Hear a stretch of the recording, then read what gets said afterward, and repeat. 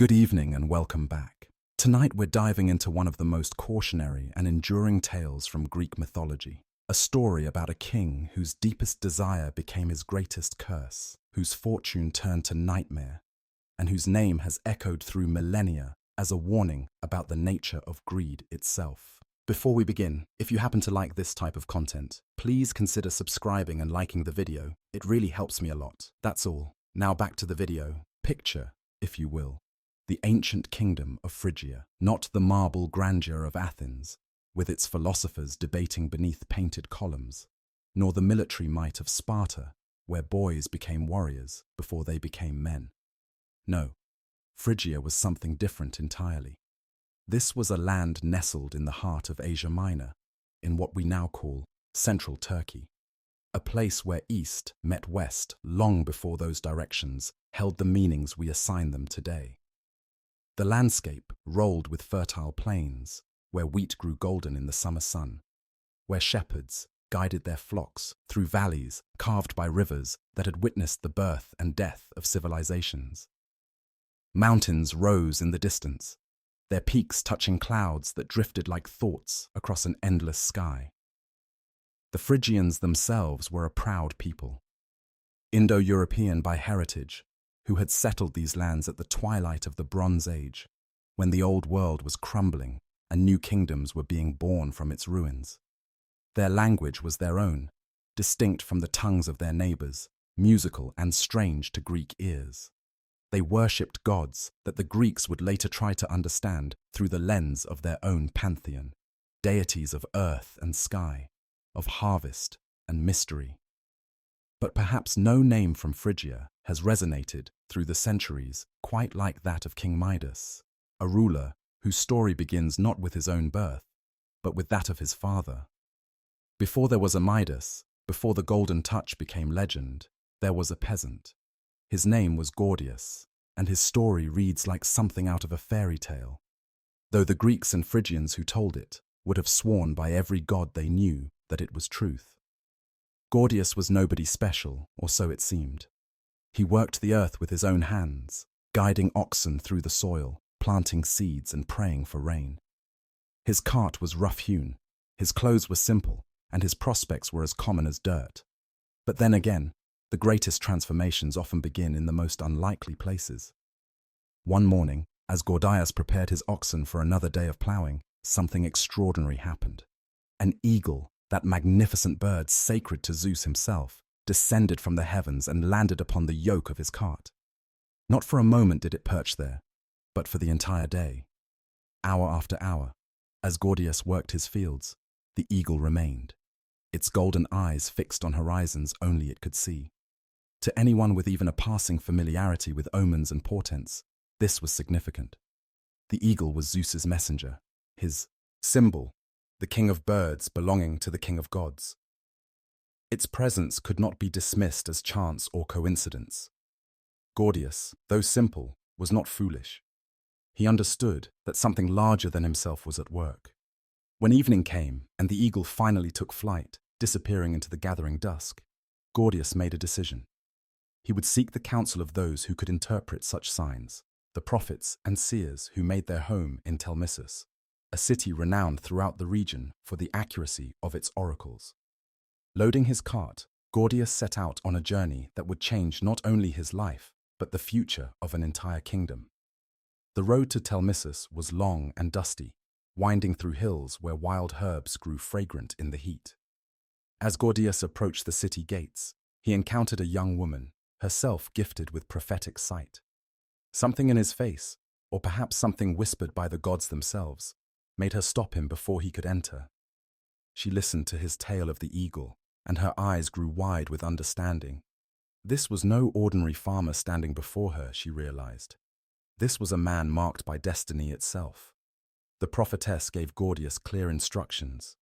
He must make sacrifice to Zeus Basilius, Zeus the king, and he must do so with proper reverence and ritual.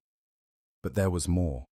She offered to guide him, to ensure the ceremonies were performed correctly, to stand beside him as he made his offerings to the Lord of Olympus. Whether it was the will of the gods or simple human connection, something kindled between them in those moments. By the time the sacrifices were complete, Gordias had found not only divine favor, but also a wife. The prophetess agreed to join her life with his, and from their union would come a son. They would name him Midas. Meanwhile, in Phrygia, trouble was brewing. The previous king had died, and the kingdom found itself without a clear successor. Internal strife threatened to tear apart the social fabric that held the people together. Civil unrest simmered like a pot about to boil over. Desperate for guidance, the Phrygian nobles consulted their own oracles, seeking divine wisdom to navigate these dangerous waters. The answer they received was cryptic, as oracular pronouncements so often were, but it carried the weight of absolute certainty. The next king of Phrygia would not be chosen from among the noble families, nor would he seize power through military might. Instead, the gods had decreed that the next man to enter the city riding in an ox cart would be their rightful ruler. Imagine the scene as Gordias, completely unaware of the prophecy, drove his humble cart through the gates of the Phrygian capital, his new wife beside him, perhaps with young Midas already growing in her belly. The nobles and citizens who had gathered in anxious assembly saw him approach, saw the cart, saw the oxen, and recognized immediately what the gods had wrought. This simple farmer, this man, who smelled of earth and honest labor, was their king. The oracle had spoken, and who were they to argue with divine will? Gordias, overwhelmed by this sudden transformation of fortune, knew he had to mark the moment in some permanent way. In gratitude to Zeus, the god who had sent the eagle, who had guided his path, who had elevated him from peasant to king, Gordias dedicated his ox cart to the deity. But he didn't simply place it in a temple as an offering. He tied it to a post with a knot so intricate, so impossibly complex, that none could see where its cords began or ended. The knot seemed to fold in upon itself again and again, a puzzle of bark and rope that confounded everyone who looked upon it. This was no ordinary knot. It became known as the Gordian Knot. And another oracle declared that whoever could untie it would rule all of Asia. Centuries later, a young Macedonian conqueror named Alexander would encounter this same knot and solve it in his own decisive way. But that's another story for another time. Gordias ruled wisely and well, and when his time came to pass from this world to the next, his son Midas inherited the throne.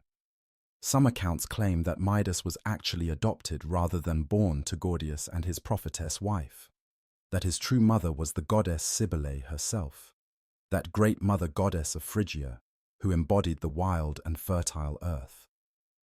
Whether by blood or adoption, whether mortal born or touched by divinity, Midas became king of one of the most prosperous kingdoms in Asia Minor. And it was as king that his true character began to reveal itself. Midas was, by all accounts, a man of considerable wealth even before the events that would make his name infamous.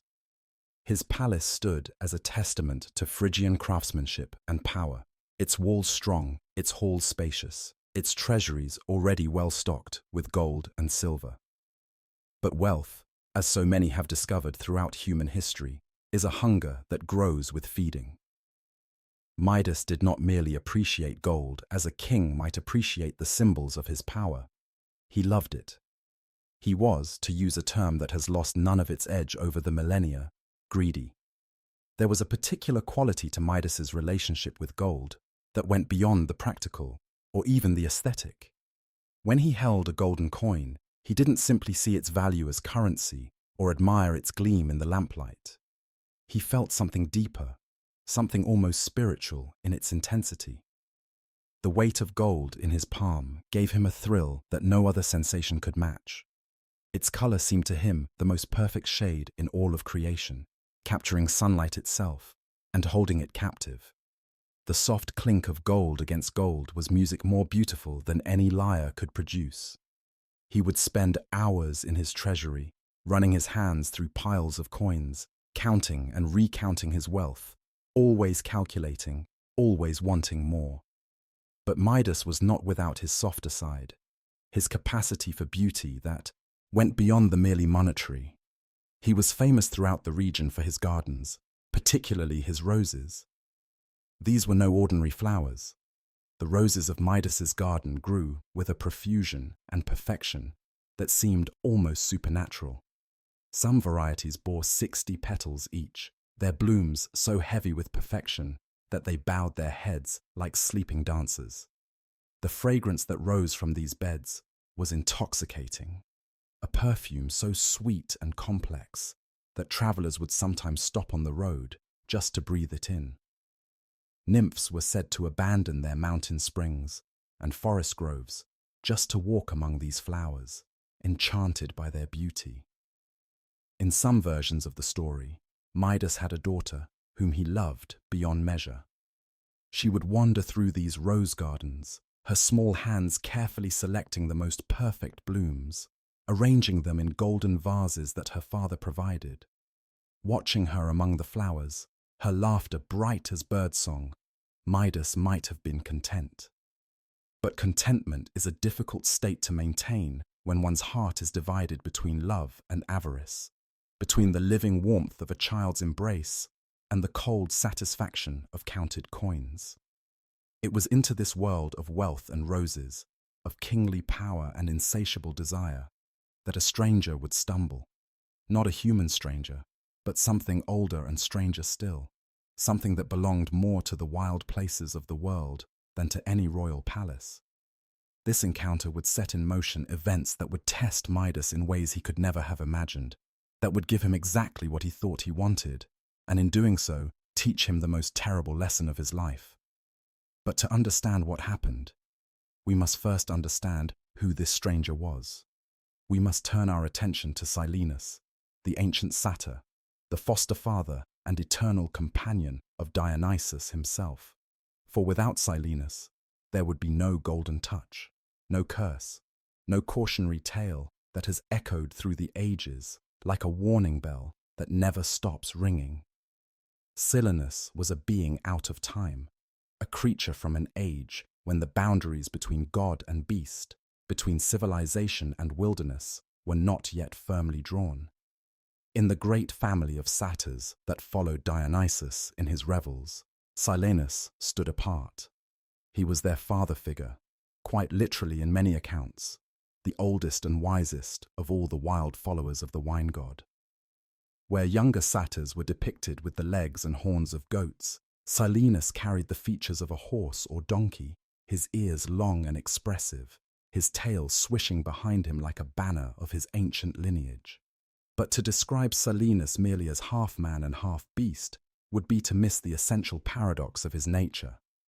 Yes, he had the physical characteristics that marked him as something other than human, something that belonged to forest and mountain rather than city and marketplace. But there was also something profoundly human about him, especially in his appearance as he aged. Artists who depicted Silenus in their work showed him as a robust, even corpulent figure, his belly round and substantial, his head bald and gleaming, his nose upturned, his face often flushed with the wine he perpetually consumed. He looked, in many ways, like the jolly drunk uncle at every family gathering, the one telling inappropriate stories and laughing too loudly at his own jokes. And yet, beneath this appearance of comic excess lay something far more profound. Silenus possessed wisdom of a kind that few mortals or even gods could claim. This was not the rational wisdom of Athena, carefully reasoned and strategically deployed. Nor was it the cosmic understanding of Zeus, who saw patterns in the movements of fate itself. Silenus's wisdom was darker, stranger, more unsettling. It came from his constant state of intoxication, from the loosening of ordinary consciousness that wine provided. In his drunkenness, Silenus could see past the veils that separated present from future, that hid the deep truths of existence from more sober minds. Those who managed to capture Silenus, which was not difficult given his habitual inebriation, could compel him to share his knowledge. But those who succeeded in extracting prophecies from him often found themselves wishing they had left him alone. Silenus's truths were not comforting. In one famous exchange, When King Midas himself asked Silenus what was best for human beings, the satyr gave an answer that has chilled readers for millennia. The best thing, Silenus said, is not to be born at all. The second best is to die as soon as possible. This was the wisdom of Silenus, a recognition of the pain and futility that seemed to him inherent in mortal existence. Life was suffering, and consciousness merely prolonged the agony. Better never to exist at all than to endure the inevitable sorrows of being human. And yet, paradoxically, Silenus was also a figure of joy and celebration. He was inseparable from Dionysus, the god of wine and ecstasy, of theatre and transformation, of the dissolution of boundaries that normally kept order in the world. Silenus had been there from the beginning of Dionysus's strange life, entrusted by Zeus himself with the care and education of the infant god, after his bizarre birth from Zeus's own thigh. It was Silenus who taught Dionysus to appreciate wine, to understand its power to alter consciousness and free the mind from its ordinary constraints. It was Silenus who accompanied the young god on his wanderings across the world, through madness and conquest, through India and back to Greece, always there with his wine cup and his songs and his profound, disturbing insights. The relationship between Silenus and Dionysus was complex and deep. Silenus was father, teacher, companion, and fellow celebrant. When Dionysus held his revels, his wild parties that could last for days and nights without distinction, Silenus was always there, often so drunk that he had to be carried by younger satyrs, or supported by nymphs, or strapped to the back of a patient donkey that plodded along behind the procession. His drunkenness was legendary, constant, and apparently eternal. It was as if sobriety was a state completely foreign to his nature, as if wine flowed through his veins instead of blood. But for all his wisdom and his closeness to divinity, Silenus was also perfectly capable of getting lost. His sense of direction, never particularly strong to begin with, completely abandoned him when he was deep in his cups. He would wander away from Dionysus's band of revelers, following some path that caught his attention, or simply stumbling in a direction that seemed as good as any other. Sometimes he would wake from a wine-induced stupor to find himself in completely unfamiliar surroundings, with no idea how he had gotten there or where he should go next. It was during one such episode that Silenus found himself in Phrygia, in the very gardens of King Midas himself. The god Dionysus was passing through the region with his entire retinue of satyrs, maenads, and various woodland creatures that had attached themselves to his travelling celebration. They were, as always, in a state of divine inebriation, dancing and singing, playing pipes and drums, working themselves into the kind of ecstatic frenzy that Dionysus both represented and inspired. Somewhere along the way, Silenus had fallen behind. Perhaps he had stopped to drink more deeply from a wineskin, or perhaps he had been distracted by some particularly appealing grapevines growing wild along the path. Whatever the reason, when the revelers moved on, Silenus did not move with them. Imagine the old satyr stumbling through the twilight, his steps uneven, his head swimming with wine, and the peculiar visions that wine brought him. The landscape around him was unfamiliar, but in his state, this seemed neither concerning nor particularly important. He was tired, deeply tired, in the way that only the very drunk can be, where exhaustion comes on suddenly, like a wave, and sleep becomes not just desirable, but absolutely necessary.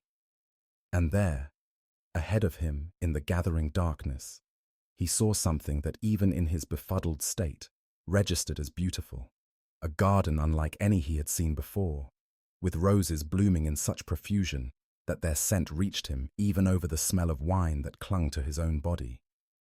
Silenus stumbled into Midas's famous rose garden like a ship running aground on an unexpected shore.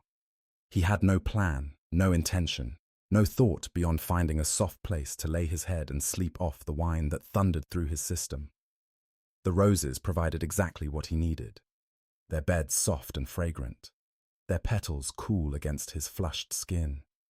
He collapsed among them with a groan of relief, and within moments was snoring heavily, dead to the world and all its concerns.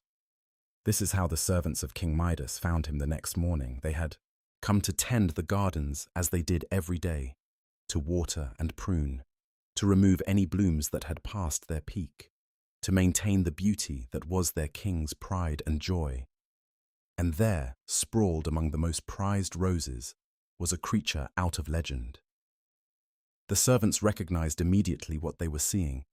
This was no ordinary vagrant who had stumbled into the royal gardens seeking shelter. This was Silenus, the ancient companion of Dionysus, identifiable by his distinctive features, his age, and the unmistakable smell of wine that surrounded him like an aura. The servants faced a decision. They could simply wake this intruder and chase him away, perhaps with a few well-aimed stones to discourage him from returning. Or they could recognize the opportunity that had literally fallen into their laps. This was not just any satyr. This was Silenus, whose wisdom was legendary, whose connection to Dionysus was unbreakable, whose presence in their garden was itself a kind of omen. They chose wisely. Rather than driving him away, they approached carefully, mindful not to startle him too suddenly, and when he finally woke, confused and probably still drunk, they helped him to his feet and guided him not out of the garden, but deeper into it, toward the palace itself. King Midas, informed of the unusual visitor in his gardens, understood immediately the significance of what had occurred. He was a cultured man, educated in the myths and legends of gods and mortals. He knew Silenus by reputation, knew the satyr's relationship to Dionysus, knew the wisdom he possessed and the prophecies he could speak.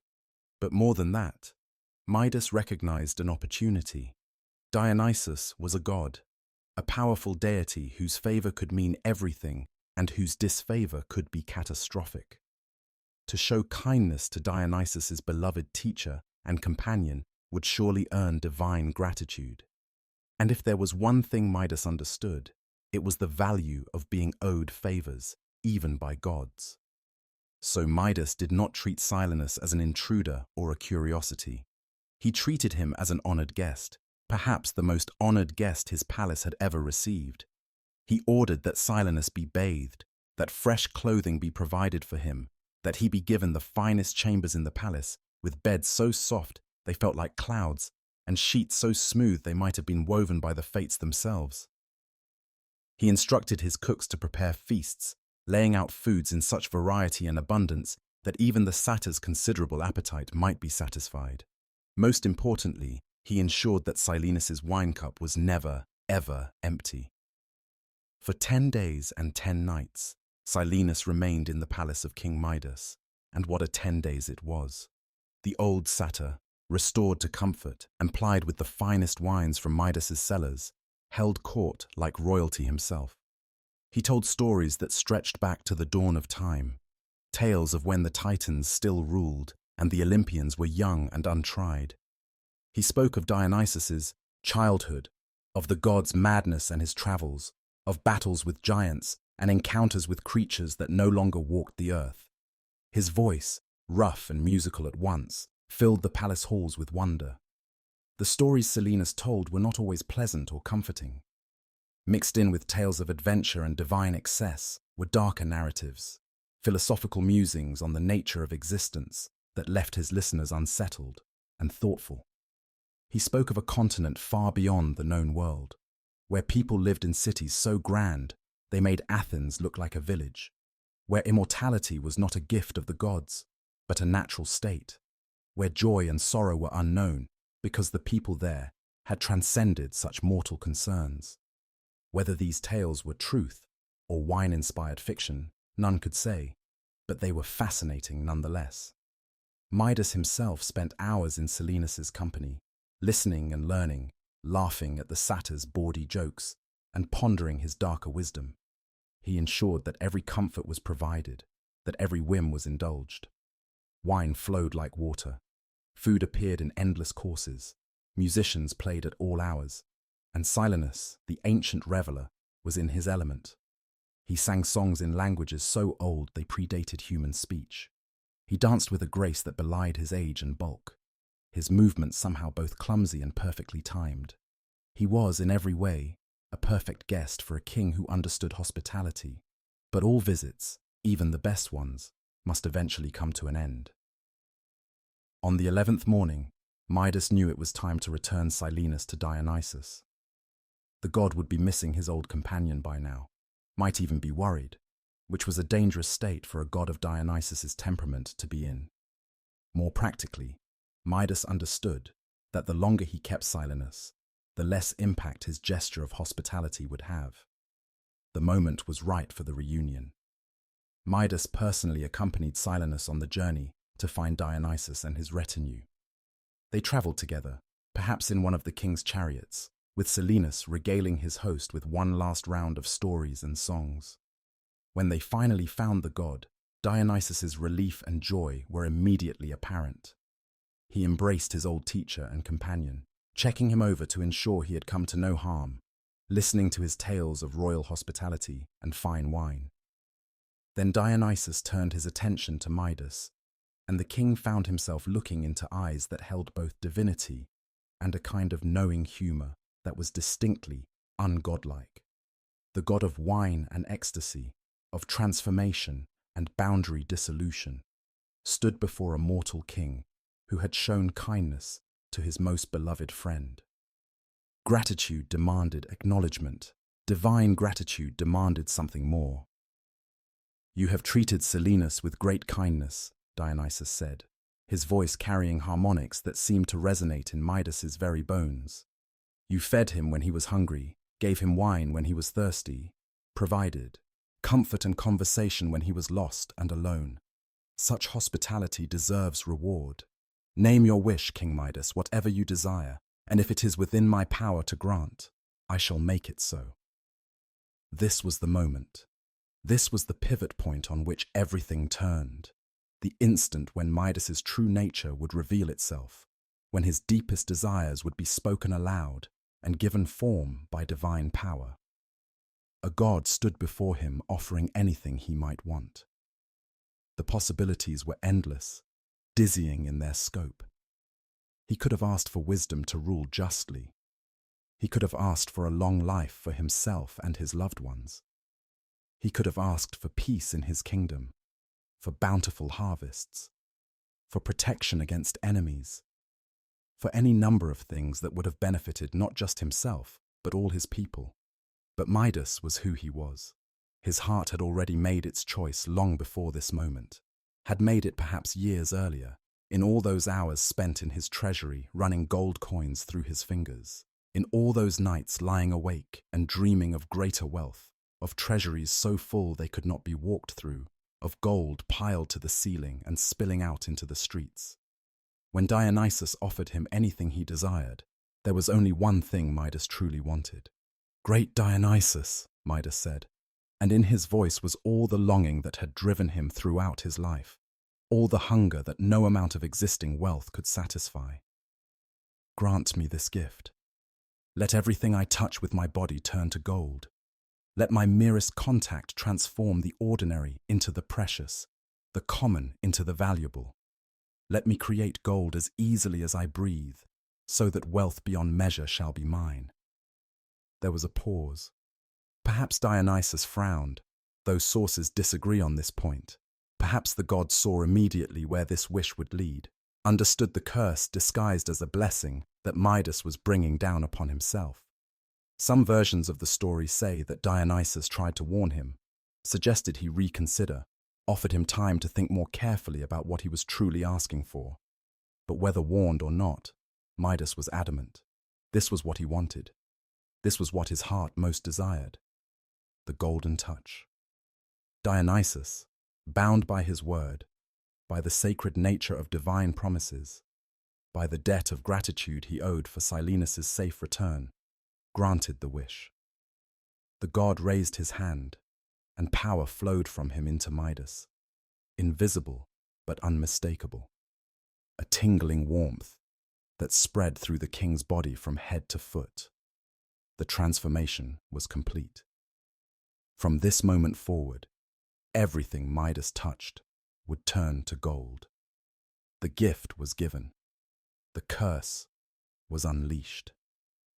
Midas thanked the god profusely, barely able to contain his excitement. He could feel the power thrumming through him, this new ability waiting to be tested, eager to prove itself. Dionysus watched him go, perhaps with sadness, perhaps with resignation, perhaps with that dark humor that gods sometimes display when watching mortals make terrible mistakes. Silenus, standing beside his divine student and friend, might have known even then how this would end.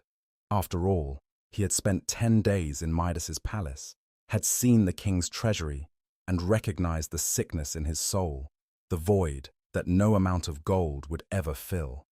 But wisdom unasked for is wisdom ignored, and Midas was not interested in warnings.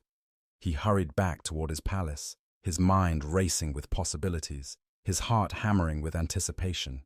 He was about to become the richest man in the world, perhaps the richest man who had ever lived. His wildest dreams were about to come true. The walk back to his palace seemed to take forever, though in truth it could not have been more than an hour or two. Midas's feet seemed to fly across the ground, each step bringing him closer to the moment when he could test his new power, when he could see with his own eyes the transformation that his touch would bring. His hands tingled with anticipation, and he kept looking at them, as though expecting to see them already turning gold, though of course they remained flesh and blood, warm and living and normal in every way, except for the power they now contained. The first thing he touched, the very first test of his divine gift, was a small twig lying beside the path. He bent down, his fingers trembling slightly, and grasped it. The change was instantaneous and complete. The rough bark smoothed and gleamed, turning from brown to brilliant yellow gold even as he held it. The weight increased dramatically, and what had been a light piece of wood became heavy in his hand, solid and precious. Midas stared at it for a long moment, barely breathing, hardly believing what he had just witnessed. Then he laughed, a sound of pure joy and triumph that echoed across the countryside.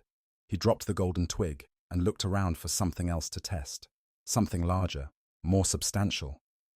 A stone caught his eye, and he bent to touch it. Again, the transformation was immediate and perfect.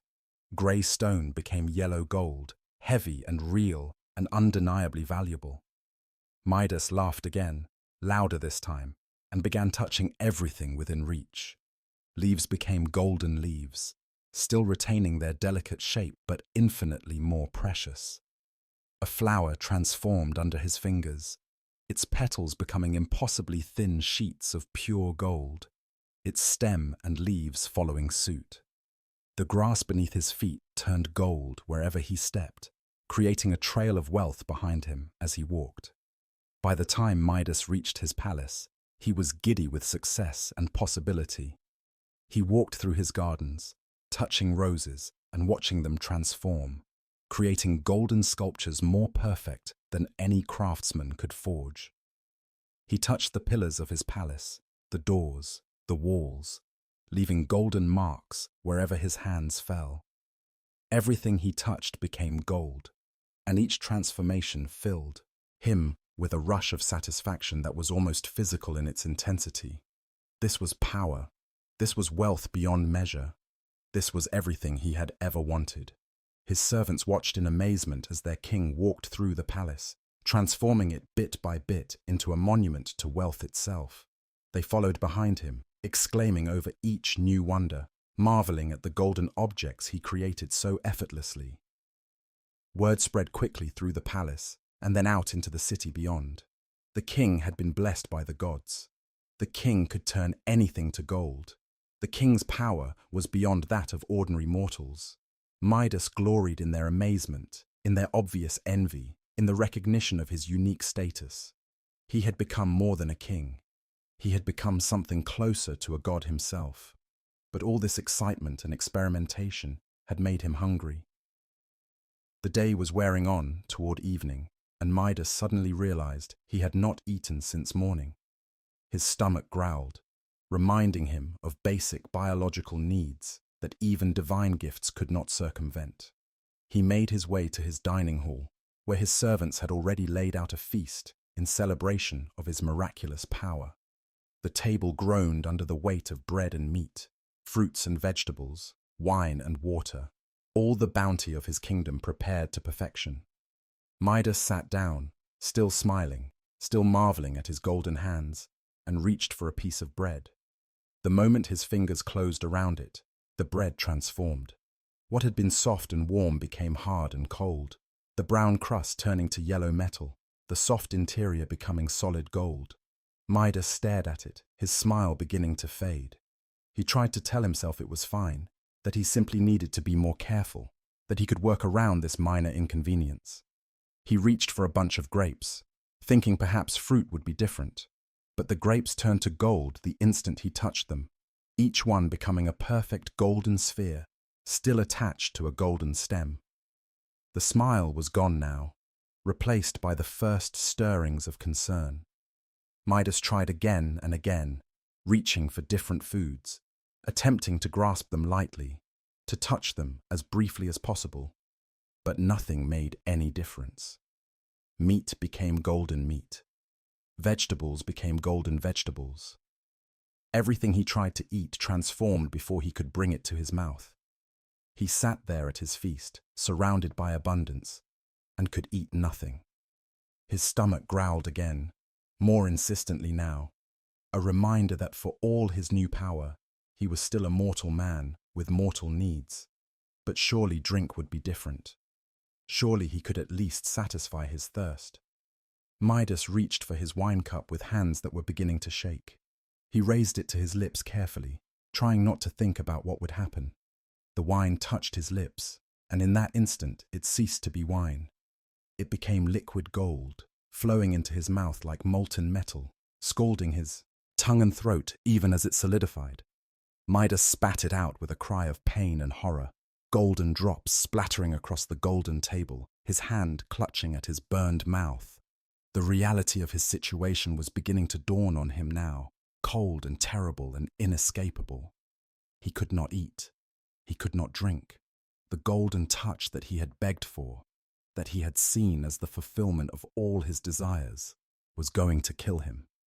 He would starve to death surrounded by gold, or die of thirst while sitting at a feast, his new wealth utterly useless, his power a curse more terrible than anything he could have imagined.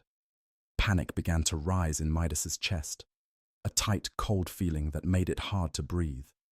He stood up from the table so quickly that his chair fell over backward, transforming into gold as it hit the floor. He had to think. There had to be a way around this.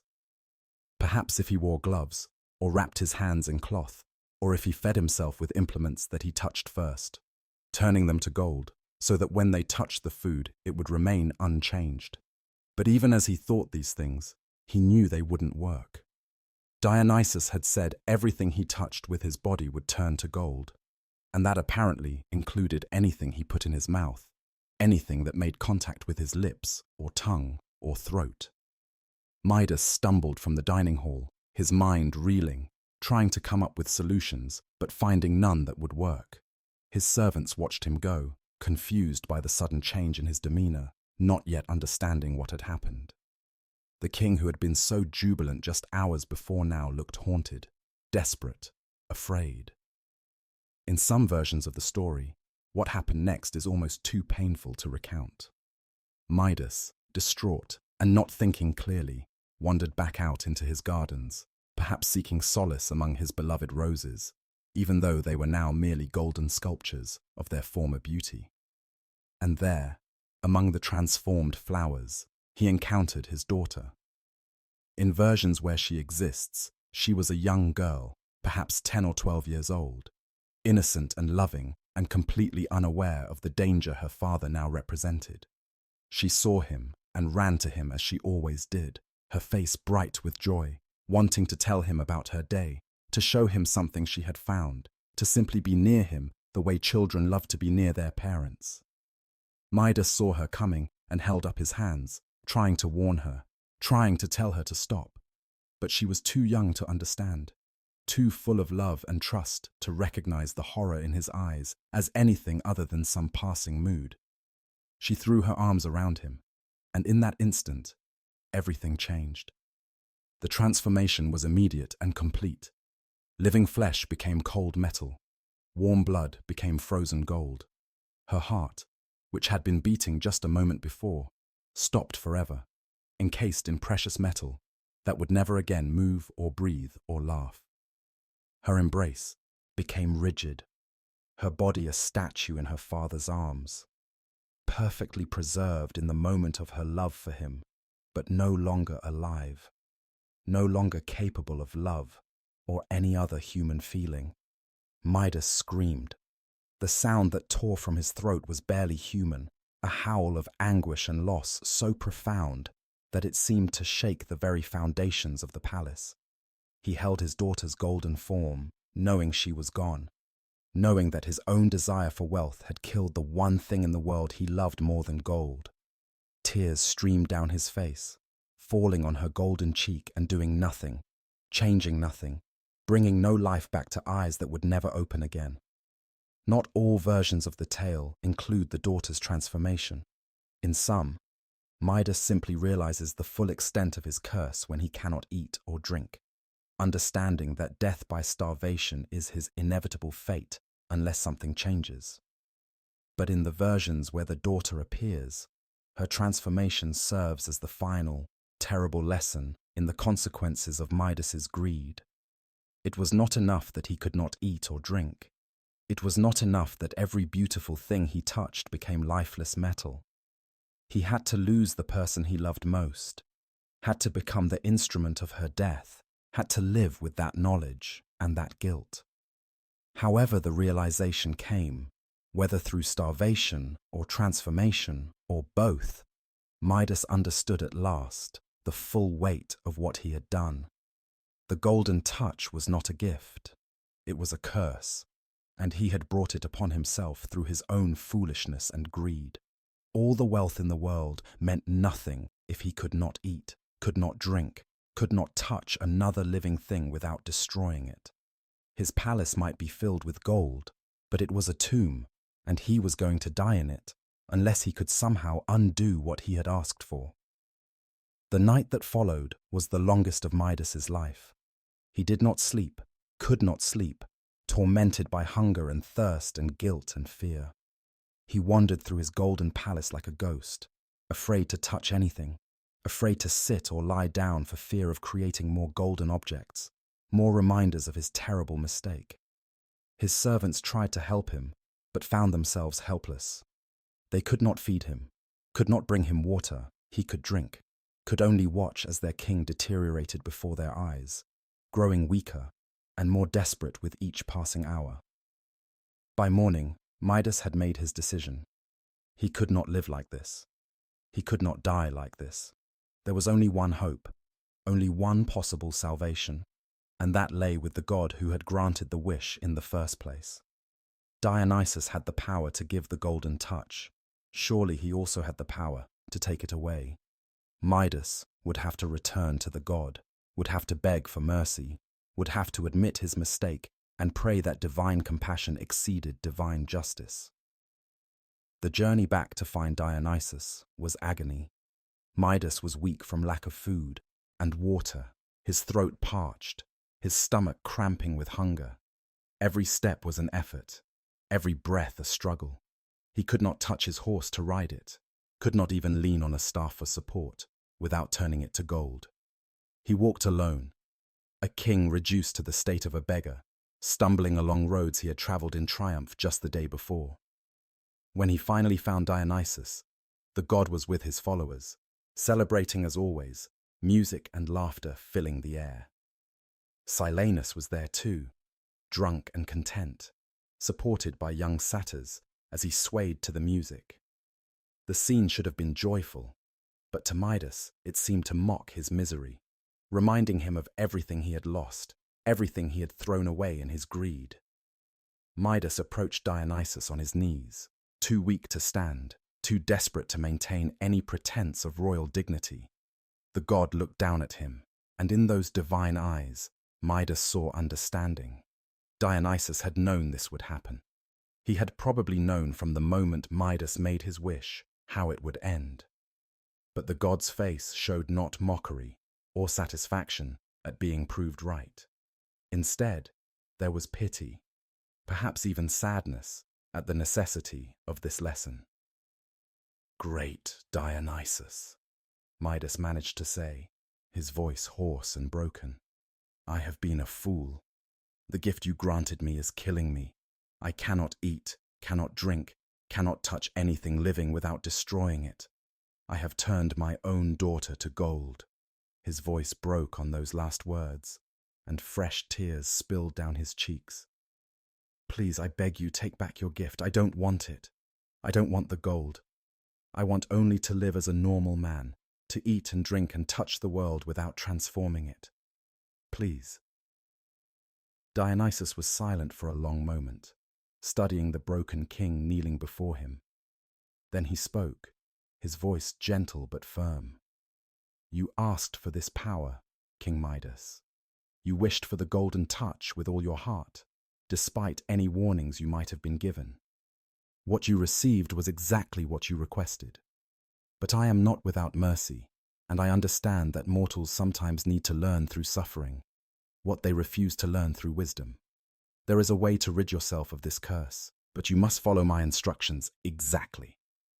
Midas looked up, hope dawning in his eyes for the first time since his daughter had transformed in his arms. "Anything," he said. "I'll do anything." Dionysus pointed toward the east, where the sun was beginning to climb into the morning sky.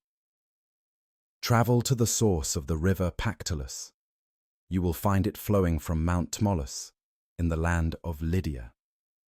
When you reach the spring where the river begins, immerse yourself completely in its waters. Wash your entire body, your head, your hands, everything. The power will flow from you into the water, and you will be freed from the golden touch. But know this, Midas. What you wash away will remain in the river forever. Your power will become part of it, and the waters will carry gold downstream for all time to come." Midas barely heard the last part. All he understood was that there was hope, that he could be freed, that he could return to being merely human again.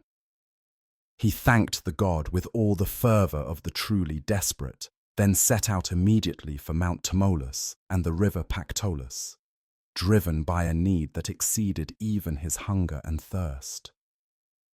The journey to the source of the River Pactolus took Midas to the borders of his own kingdom and beyond, into Lydia, traveling eastward toward the mountains. Every step was difficult, his body weakening from lack of sustenance, but he pushed forward with the single-minded determination of a man whose only alternative is death. He asked directions from travelers on the road, and they pointed him onward, perhaps wondering at the strange urgency of this haggard, golden-handed king, but not knowing the full story of his desperation. Mount Tmolus rose before him, its slopes covered with forests and vineyards, its peak touching the clouds. Somewhere on those slopes, Dionysus had said, was the source of the Pactolus, the spring where the river began its journey down to the plains and eventually to the sea. Midas climbed, sometimes on paths, sometimes scrambling over rocks and through brush, following the sound of running water that grew stronger as he ascended. And then he found it. The spring was not large or particularly impressive, just a clear pool of water bubbling up from between rocks, beginning its transformation from underground source to surface river. But to Midas, it looked like salvation itself, like the most beautiful thing he had ever seen. The water was crystal clear, cold from its journey through the earth, untouched by any human hand and therefore untransformed by his cursed power. Without hesitation, without pausing to remove his clothing or prepare himself in any way, Midas plunged into the spring. The water was shockingly cold, but he barely noticed. He immersed himself completely, dunking his head under the surface, scrubbing at his skin with his hands, feeling the power flowing out of him like a visible current, like something substantial being drawn from his body by the hungry water. The change was immediate and unmistakable. The tingling sensation that had been in his hands since Dionysus granted his wish faded and disappeared. The sense of power, of barely contained transformation waiting to be unleashed, drained away. Midas emerged from the spring gasping, water streaming from his hair and clothes, and looked at his hands. They were just hands again, normal human hands, flesh and blood and bone with no power beyond what any mortal possessed. But the water around him had changed. Where it had been crystal clear, it now showed flecks of yellow, particles of gold suspended in the current, glittering in the sunlight. As Midas watched, the golden specks flowed downstream, following the path of the river as it descended from the mountain, carrying the curse away from him, but depositing it into the very stones and sands of the riverbed itself. Midas climbed out of the spring on legs that shook with weakness and emotion. He picked up a stone from beside the water, held it in his hands, and it remained a stone. He touched a flower growing nearby, and it remained a flower. The curse was gone. The power was gone. He was free. But he was also still desperately hungry and thirsty. Midas cupped his hands, which were still just hands, still wonderfully, perfectly ordinary hands, and brought water from the stream to his lips. He drank, and the water remained water, cold and pure and life-giving. He drank until his stomach hurt, until the terrible thirst that had plagued him was finally satisfied. Then he found wild berries growing near the spring and ate them with trembling hands, weeping with relief as food finally stayed food and went into his mouth and gave him sustenance. For a long time, Midas simply sat by the spring, eating and drinking and crying with relief and grief and exhaustion. He thought about his daughter, if she existed in his version of the story, and wondered if her transformation had been reversed as well. He thought about his palace, about all the things he had turned to gold, and found that he felt nothing but disgust for them now. He thought about the person he had been just days before, the man who had valued gold above everything and barely recognized himself in that memory. Eventually, Midas began the journey back to his kingdom. He walked slowly, still weak, but growing stronger with each meal, each drink of ordinary water from ordinary streams. He was no longer a king traveling in state, but simply a man walking home, and he found that he did not mind. The grandeur and wealth that had once seemed so important now felt hollow and meaningless. What mattered was that he could touch the world again without destroying it, could interact with living things without turning them into dead metal statues of themselves. When Midas finally returned to his palace, he found that Dionysus's mercy had extended further than he knew. In the versions where his daughter had been transformed, she was alive again, flesh and blood, and terrifyingly precious. The embrace that had killed her had been reversed, and she ran to him again, and this time he could hold her without fear, could feel her warm body against his, and know that she would remain warm and living and perfect. He held her for a long time, crying into her hair, telling her he loved her more than all the gold in the world, and meaning it with every fiber of his being. The golden objects that Midas had created in his brief time with the power remained as they were. His palace still held golden pillars and golden doors and golden roses, though whether he kept them or had them melted down and distributed to his people varies by the telling. Some accounts say he gave away almost all his gold, keeping only enough to meet his kingdom's needs, distributing the rest to temples and to the poor. Others say he destroyed it all, unwilling to look upon gold ever again without remembering what it had cost him. What all accounts agree on is that Midas was changed by his experience. The man who returned from the River Pactolus was not the man who had begged Dionysus for the golden touch. He had learned, in the hardest possible way, the lesson that countless people throughout history have had to learn, that wealth is not the same as happiness, that the things we think we want most desperately are sometimes the things that will destroy us if we get them. Midas became a different kind of king after his ordeal. He was more generous, more thoughtful, more attuned to the needs of his people rather than his own desires. He spent less time in his treasury counting gold and more time in his gardens among living flowers, marveling at their beauty, with a gratitude born of having lost them and gotten them back again. When he held his daughter, if she existed in his story, he did so carefully, reverently, never taking for granted the simple miracle of her warm presence. The story says that Midas even moved away from his palace eventually, leaving the splendor and wealth behind to live more simply in the countryside. He became a follower of Pan, that rustic god of shepherds and wild places, finding in the simple pastoral life a peace that all his former wealth had never provided. There's a certain poetry in that transition, the king of gold becoming a devotee of the god of simple pleasures, of pipes played under open skies, and the quiet contentment of tending flocks. But there's a postscript to Midas's story that's worth telling. Another encounter with the divine that led to yet another transformation, though this one less catastrophic than the first. As a follower of Pan, Midas was present when the satyr god challenged Apollo, the god of music, to a contest. Pan, in his pride and simplicity, believed his rustic pipes could match the sophisticated lyre of Apollo. The mountain god Tmolus was chosen as judge, and after hearing both performances, unsurprisingly declared Apollo the winner. The god of music had, after all, invented his instrument and played it with divine perfection that no rustic pipes could match. But Midas, perhaps still not quite as wise as his experiences should have made him, perhaps feeling loyalty to his new patron god, or perhaps simply having developed a genuine preference for simpler music after his time in the countryside, disagreed with the judgment. He spoke up, saying that he thought Pan's playing was actually superior, that Apollo's lyre was too refined, too sophisticated, that Pan's pipes had a natural beauty that the lyre could never match. Apollo, who was not known for his patience with those who questioned his supremacy in music, was insulted. The god looked at Midas with cold eyes and made another divine judgment.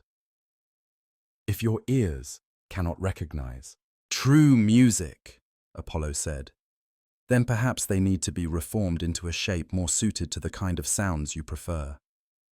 And with that, Midas's ears began to change, growing longer and furrier, transforming into the ears of a donkey, large and ungainly and utterly inappropriate for a human head, let alone a king's head. Midas was horrified, but he had learned at least some caution from his previous divine encounter. He did not argue or complain or try to have the transformation reversed. He simply accepted it as the price of his opinion and set about hiding his new appendages. He wore a turban wrapped so carefully that it covered his ears completely, and he swore his barber to secrecy on pain of death, showing the man what lay beneath the cloth and making clear that if anyone ever found out, the barber's life would be forfeit. But secrets have a weight to them, a pressure that builds until it must be released. The barber, burdened with knowledge he could share with no one, found the secret eating away at him. He needed to tell someone, to release the pressure, but he dared not speak the words aloud where any human might hear. Finally, he went out into an empty field, dug a hole in the ground, and whispered into it, "King Midas has ass's ears." Then he covered the hole back up and walked away, feeling lighter for having shared the secret, even if only with the earth itself. But the earth remembered.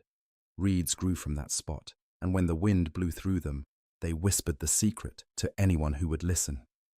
"Midas has ass's ears.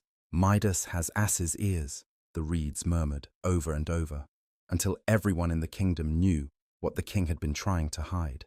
Midas's shame was complete, but perhaps by that point he had learned enough humility to bear it.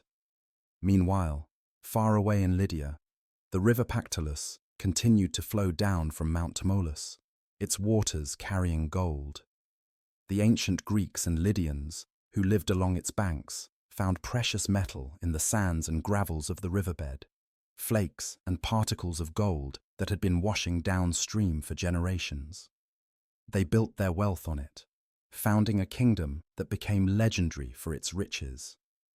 The Lydian kings, most famously Croesus, became proverbial for their wealth, their treasuries filled with gold that ultimately came from the river that Midas had touched. The Lydians were even credited with inventing coinage itself, creating the first standardized money from the natural alloy of gold and silver called electrum that was found in the Pactolus. From the river's gold came the economic system that would eventually spread across the Mediterranean world and beyond. In a strange way, Midas's curse became the foundation of Lydia's prosperity, his personal tragedy transformed into collective wealth. But even that gold eventually ran out. By the time of the Roman Empire, writers were noting that the Pactolus no longer carried the quantities of gold it once had. The deposits had been worked out, exhausted by centuries of panning and mining. The golden sands of Midas became a memory, a legend, something that had been true once, but was true no longer. Today, the river still exists, though it's known now as the Sat Chayu, and while geologists confirm there is gold in the surrounding mountains, the easy pickings that made ancient Lydia rich are long gone. But the story remains, and in many ways, that's more valuable than any actual gold could ever be. The tale of King Midas and his golden touch has been told and retold for more than 2,000 years, in dozens of languages, in countless variations. It has appeared in Greek and Roman texts, in medieval manuscripts, in Renaissance paintings, in modern children's books and movies and television shows. Each generation rediscovers it and finds in it something relevant to their own time, their own struggles with wealth and desire, and the things we think will make us happy. The moral of the story seems obvious at first glance. It's about greed, about the dangers of wanting too much, about valuing material wealth above the things that truly matter. Midas wanted gold more than anything, and when he got exactly what he asked for, it destroyed him. He learned that you cannot eat gold, cannot drink it, cannot embrace it and feel it embrace you back. He learned that there are things more valuable than wealth, that a living daughter is worth more than all the gold in the world, that a simple meal and clean water are treasures beyond price when you cannot have them. But the story offers deeper lessons if we're willing to look for them. It's about the danger of getting exactly what we think we want, without understanding the full implications of our desires. Midas asked for the golden touch without thinking through what that actually meant, without considering the mechanics of how such a power would work in practice, without imagining any scenario beyond the joyful one of creating endless wealth. He wanted the results without considering the consequences, the benefits, without anticipating the costs. In this way, the story of Midas is a warning about wish fulfillment itself, about the whole concept of getting exactly what we ask for. How many of us, if given the same opportunity Midas was given, if standing before a god who offered us anything we desired, would make equally short-sighted choices? How many of us know ourselves well enough to understand what we truly need versus what we merely think we want? How many of us can see past the immediate gratification of having our wishes granted to the long-term consequences of those wishes coming true? The story also speaks to the way wealth changes us and our relationships with the world around us. Even before his golden touch, Midas was corrupted by his love of gold. He spent hours in his treasury, counting coins, running his hands through piles of precious metal, always wanting more despite having plenty. His greed was not the result of poverty or need. He was already a rich king with everything a person could reasonably want. But it wasn't enough. It's never enough when the problem is not circumstantial, but existential. When the hunger comes not from genuine lack, but from a void in the soul that no amount of wealth can fill. And yet, for all its darkness, the story of Midas is ultimately hopeful. Unlike many Greek myths that end in tragedy and death, in heroes brought low by fate or divine vengeance, Midas's story offers redemption. He makes a terrible mistake, suffers the consequences, and then is given the opportunity to make it right. Dionysus shows mercy. The curse can be lifted. The golden touch can be washed away. Midas can be saved from the death his own greed would have caused, can be given a second chance to live better and wiser. This redemptive arc is crucial to the story's enduring appeal. It offers hope that we are not irrevocably defined by our worst decisions, that wisdom can come through suffering, that it is possible to learn and change and become better than we were. Midas, at the end of his story, is not the same man he was at the beginning. He has been fundamentally transformed by his experiences, not physically, but spiritually and emotionally. He has learned what truly matters, and that knowledge, painful as it was to acquire, makes him a better person, a better king, a better father. The story reminds us that wealth, for all the security and comfort it can provide, is ultimately just a tool, a means to an end, rather than an end in itself. Midas learned this when he found himself surrounded by gold, but dying of hunger and thirst. All his wealth was useless to him when he could not perform the basic functions of staying alive. The gold could not feed him, could not sustain him, could not do anything for him, except perhaps serve as a monument to his foolishness. In the face of real human needs, hunger, thirst, connection, love, gold reveals itself as fundamentally inert, valuable only insofar as it can be exchanged for the things we actually need, worthless when that exchange becomes impossible. Modern economists and philosophers call this the difference between intrinsic and extrinsic value. Gold has extrinsic value, meaning it's valuable because we all agree it's valuable, because it can be traded for other things, because it represents purchasing power and wealth. But it has very little intrinsic value, very little usefulness in and of itself. You can't eat it, or drink it, or wear it for warmth. You can make decorations with it, and jewelry. But these are luxuries, not necessities. Food has intrinsic value because it sustains life. Water has intrinsic value because it sustains life. Love has intrinsic value because it gives life meaning. Gold, for all its gleam and weight, has only the value we choose to assign it. Midas learned this distinction in the most visceral way possible, when the golden touch made it impossible for him to access things of real intrinsic value, when food and water and human touch were denied to him because everything became gold. He understood at last the emptiness of his former obsession. Gold is worth nothing if you're dying of thirst. All the wealth in the world is meaningless if you cannot touch the people you love. The story also speaks to the way we often confuse means and ends, treating the tools that help us achieve happiness as if they were happiness itself. Midas wanted gold because he believed it would make him happy, would give him security and power and satisfaction. He saw wealth as the goal, the end point of his desires. But wealth is not an end. It's a means to an end, a way of acquiring the things that might actually bring happiness, comfort, security, experiences, the ability to help others, the freedom to spend time on what matters most.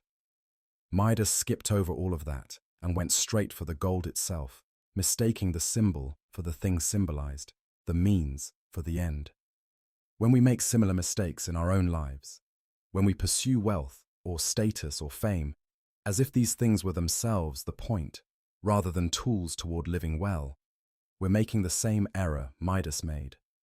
We're asking for the golden touch, when what we really want is the ability to live meaningful, connected, satisfied lives. And like Midas, we might find that getting what we think we want leaves us starving for what we actually need. There's also something profound in the image of Midas washing the curse away in the River Pactolus, watching the power flow out of him into the water, seeing the gold particles drift downstream and knowing he's free. It's an image of purification, of ritual cleansing, of baptism in the ancient sense. Midas emerges from the water reborn, not as someone with divine power, but as simply human again, and he discovers that this is exactly what he needed all along. The extraordinary power was a burden, a curse. Being ordinary is the blessing. This too is a lesson worth pondering. We live in a culture that constantly pushes us toward the exceptional, the extraordinary, the superlative. We're told to optimize, to excel, to stand out, to be special.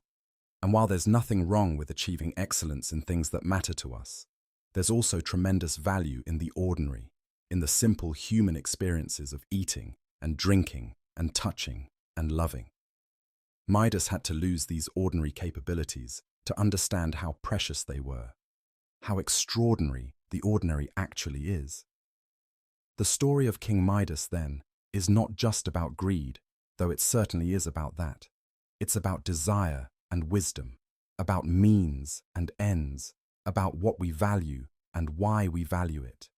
It's about the dangers of getting exactly what we think we want, and the grace of being given second chances when we inevitably mess things up. It's about the emptiness of wealth without love, the uselessness of power without wisdom, the tragedy of transformation without understanding. And ultimately, it's about learning what truly matters before it's too late. The golden sands of the River Pactolus are long gone now, washed away or mined out over thousands of years. The kingdom of Lydia fell to Persia. Persia fell to Alexander, and Alexander's empire crumbled after his death. The palace of Midas, if it ever existed as described in the stories, is dust and ruins. Time, as it always does, has transformed everything, and not into gold, but into memory and legend.